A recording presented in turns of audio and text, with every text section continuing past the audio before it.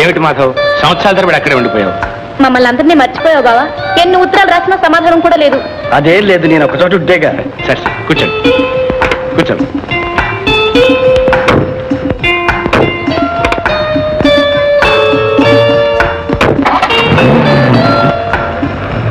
ఏమిటి కదా? ఏముంది నాయన, విదేశాల్లో ఏం తిన్నావో ఏమిటో రుచా పచ్చా. అమ్మాయి బావకి నీ చేత్తో చేసిన లడ్డూలు పెట్టమ్మా, లడ్డూలు చేసి పెట్టడం ఒకటే గొడవ. మాట్లాడమే బావరాని చెప్పు, బావాని కలరించింది. తీరా బావని చూస్తే దావ గారిపోతుంది. వడ్డింతమ్మా ఏం కొట్టనే ఏమిటి నాయన నువ్వు? మీ తాతయ్య ఎప్పుడు పట్టణం వచ్చినా కాంతం నీ చేత్తో చేసిన లడ్డూలు పెట్టు దగ్గర ఉండి చేయించుకుని తిని మరీ వెళ్ళేవాడు. ఏమిటో వెళ్ళిపోయాడు. పాప ఏలో కానున్నాడు. బాబు ఏమిటే పిచ్చిదాన, ఆయనకే అదృష్టవంతుడు. రత్నం లాంటి మనవాడు దగ్గరుండి ఆఖరి క్షణం వరకు సేవ చేశాడు. ఆ మహానుభావుడు అబ్బాయి చేతుల మీద హాయిగా వెళ్ళిపోయాడు. చూడు మాధవ్, తాతగారి ఆత్మశాంతి కోసం నువ్వు చేయగలిగినవన్నీ చేశావు. కానీ ఆయన కోరికల్లో ఒక్కటి మాత్రం మిగిలిపోయింది బాబు. ఏమిటండి అది? ఏముంది అయినా మీ పెళ్లి చూసావా? పెళ్లి అంటే ఎలా సిగ్గుపడుతుందో.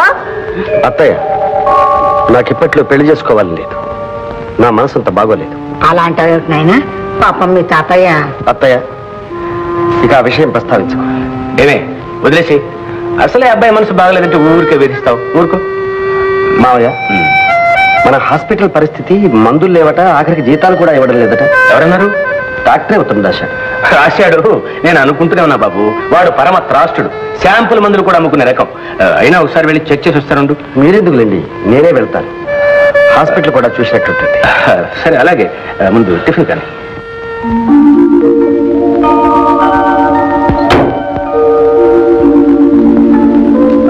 జ్వరం లేదు, మామూలుగా ఫోన్ చేయొచ్చు.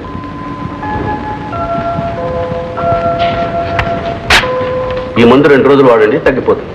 Good morning doctor. Good morning. Vasu, Madhav గారా? ఇక్కడున్నావే? నాన్నగారు చచ్చిపోయారు. మా ఆస్తంతా పోతే అత్తమ్మ ఊరు తీసుకొచ్చింది. అబ్బా!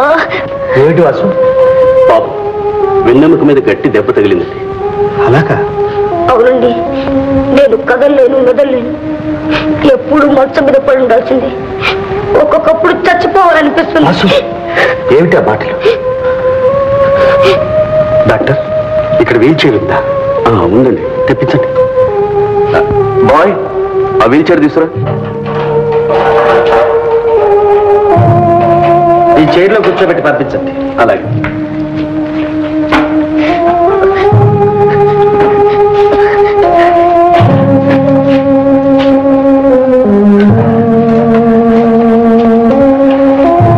వెళ్ళిరా వాసు. మీరు మా ఇంటికి రారండి? తప్పకుండా వస్తాను వాసు. వెళ్ళి.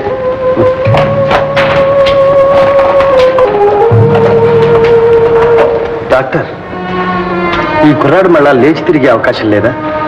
స్పెషలిస్ట్కి చూపించి ఆపరేషన్ చేస్తే బాగు కావచ్చు, కానీ వాళ్ళు చాలా పేదవాళ్ళుగా కనిపిస్తున్నారు.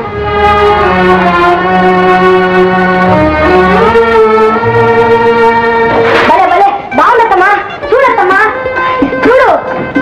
నేను నిజంగా నడుస్తున్నట్టే ఉందమ్మా. వాసు, ఇదిగో నీకు ట్రాన్సిస్టర్ తెచ్చాను. మీరు ఎంత మంచివారండి. లేకపోతే ఇవన్నీ నాకు ఎవరిస్తారు, ఎందుకు ఇస్తారు? దాందే ఉందిలే వాసు, నీకు కాలక్షేపంగా ఉంటుందని తెచ్చాను. ఏమండి, సంచి ఎక్కడ? పక్కనే తోటలో ఉంది బాబు. వస్తా వాసు.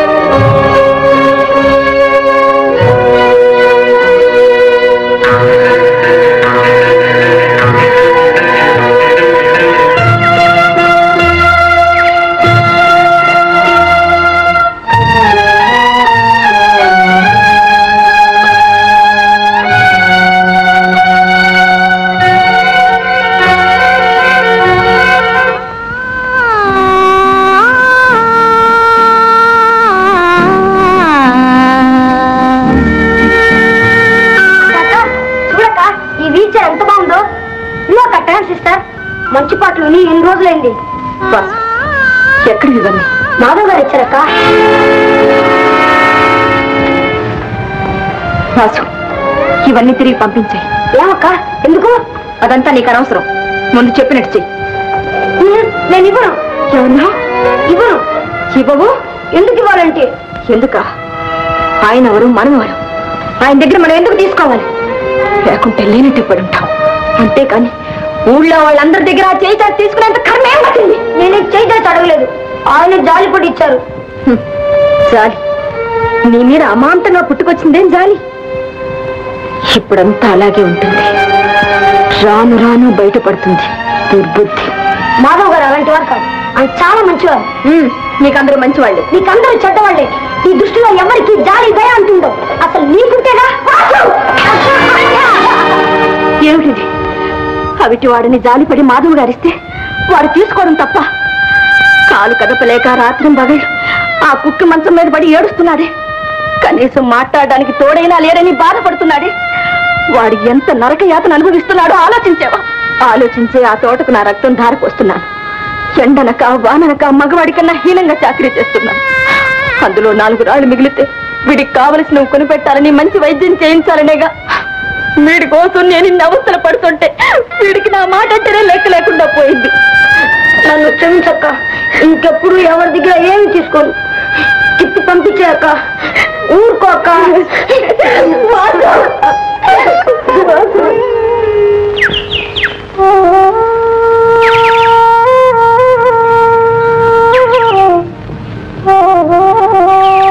సంధ్య, ఎందుకు వచ్చావు? భగవంతుడు ఎంతటి పాపినైనా క్షమిస్తాడంటారు. కానీ నన్ను మాత్రం క్షమించలేదు. జీవితాంతం తీరని శిక్ష విధించాడు. అనుభవిస్తున్నాను. నువ్వు అనుభవిస్తున్నది కంటికి కనపడేది, కానీ నేను అనుభవిస్తున్న శిక్ష బయటకు చెప్పుకునేది కాదు. సంధ్య, చెప్పుకోలేక, మనకేమి లేని తప్పుకోలేక 5 ఏళ్లుగా నా అంతరాత్మ నులిమేస్తుంది. అంతరాత్మ ఉండాలిగా. సంధ్య, నాకా అంతరాత్మ లేనిది. పశ్చాత్తాపంతో కుమిలిపోతూ నా పాపానికి పరిహారం చేసుకోవాలని, మన అనుబంధం అపవిత్రం కాకూడదని ఎంత తాపత్రయపడ్డాను, ఎంత బ్రతిమాలాను. నువ్వే సంధ్య, నువ్వే నన్ను శిక్షించాలని నా మీద అకారణమైన అసహ్యంతో నీ జీవితాన్ని ఈ స్థితికి తెచ్చుకున్నావు. ఇప్పుడు బాగు చేయడానికి వచ్చావా? నువ్వు ఆ అవకాశం ఇస్తావా? ఇవ్వను. ఇవ్వడానికి ఇంకేం మిగిలింది? దయచేసి ఇక్కడి నుంచి వెళ్ళు. వెళ్ళిపోతాను. కానీ వాడిపోయిన మొక్కకు పాదు చేసి నీరు పోస్తే మళ్ళీ చిగురుస్తుందనే ఆశతో వచ్చాను. నేను మోడుని. నాకు జీవితంలో ఏ ఆశలు లేవు. నాకు మిగిలిందల్లా నా తమ్ముడు ఒక్కడే. వాడిని కూడా నాకు దూరం చేయడానికి ప్రయత్నించుకో. సంధ్య, నీ మీద నాకెంత అసహ్యం ఉన్నా నా మనసులోనే దాచుకున్నాను. నీ నిజ స్వరూపం వాసుకు చెప్పలేదు. నువ్వెంత రాక్షసుడివో వాడికి తెలిస్తే వాడి ముందు నువ్వేమవుతావు? వాడి చేత ఛీ అనిపించుకునే పరిస్థితి తెచ్చుకోకు.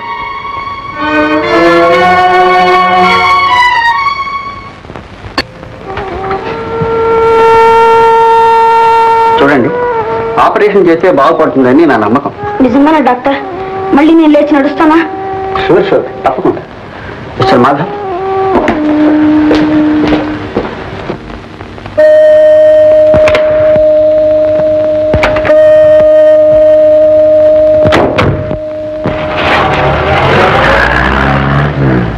అక్క,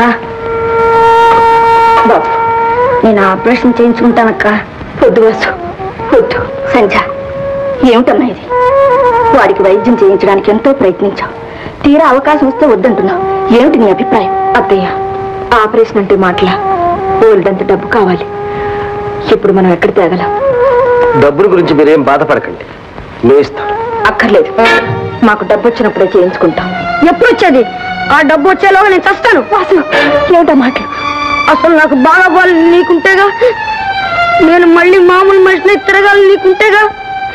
చచ్చిన పీనులా మంతుల్లో ఇలాగే పడి ఉంటానులే. అనరా అను, నీ నోటికి వచ్చినట్టాను. నన్ను చిత్రాలు తీరా. చూడండి, నేను నిష్కల్మషంగా ఏ మంచి చేయాలనుకున్నా మీలో కలతలే ఏర్పడుతుంది. అది నా దురదృష్టం. నా వల్ల ఏ సహాయం పొందడం మీకు ఇష్టం లేకపోతే ఈ ఆపరేషన్ ఖర్చు మీకు వీలైనప్పుడు తిరిగి చేయొచ్చు. కానీ నా మూలంగా వాసు భవిష్యత్తు పాడు చేయకండి. పైగా డాక్టర్ కూడా చెప్పాడు, ఇంకా ముదిరితే కష్టం అని. సంధ్య, ఆయన తిరిగా చెప్తున్నారు. అప్పు తీసుకోవడంలో తప్పే ఉంది. ఇంక నువ్వేమీ ఆలోచించుకో. సరే అన్ను, నీ ఇష్టం. అయితే ఆపరేషన్ సమయంలో మీరు ఉండడం రేపే ప్రయాణం. ఈ ఆపరేషన్ అయ్యాక నేను లేచి నడుస్తానా? తప్పకుండా బాబు. ఒకవేళ నాకేమైనా అయితే? వాసు, ఏమిటా మాటలు? అది కాదండి, ఏమైనా అయితే మా అక్కని మీరే ఆదుకోవాలండి. మీరు మాటిస్తేనే నేను ఆపరేషన్కి వెళ్తాను. అలాగే వాసు. నా మీద ఒట్టే చెప్పండి. సరే. ఏమండి, ఇంకో మాట. ఏమిటి వాసు? ఆపరేషన్ అయ్యాక నేను కళ్ళు తెచ్చేసరికి మీరే నాకు కనిపించాలి. వాసు, కనిపిస్తారు కదా? అలాగే బాబు, అలాగే.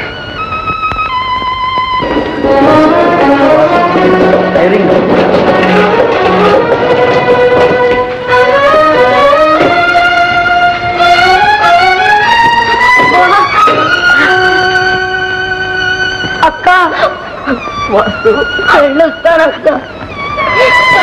అత్తమ్మా,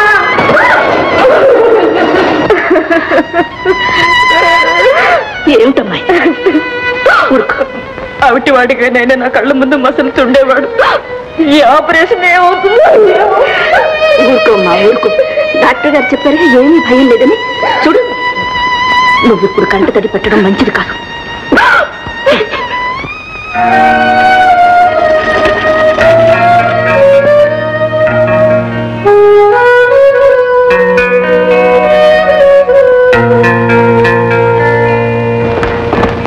బావా, ఎప్పుడొచ్చావు? నాన్న చూడలేదు? నాన్న ఇక్కడే ఉన్నారు. ఎక్కడ? ఈ రూమ్ లోనే.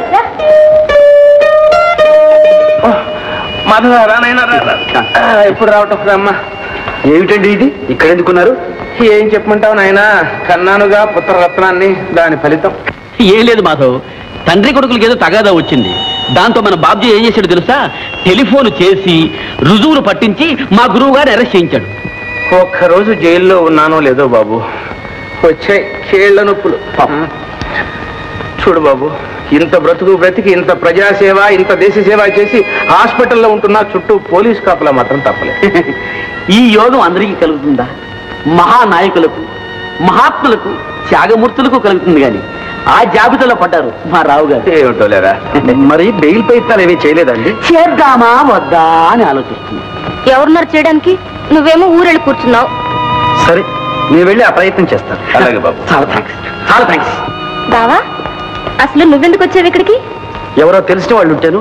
ఎవరబ్బా తెలిసిన వాళ్ళు? నీకు తెలియదులే.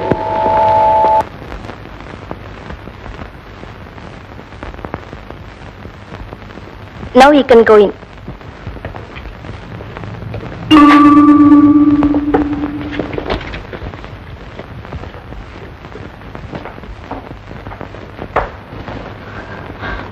వాసు, వాసు,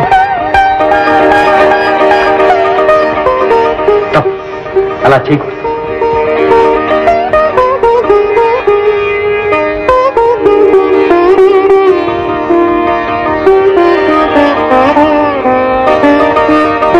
అక్క, మాధవ్ గారు దేవుడు కదూ, దేవుడు కదూ. ఆయన థ్యాంక్స్ చెప్పక్క.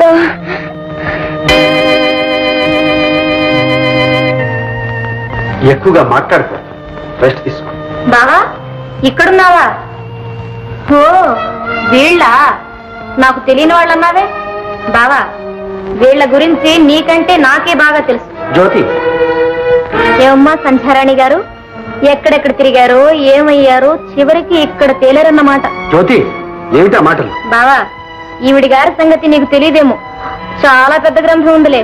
ఉంటే ఉంది, ముందు బయటికి రా చెప్తారు.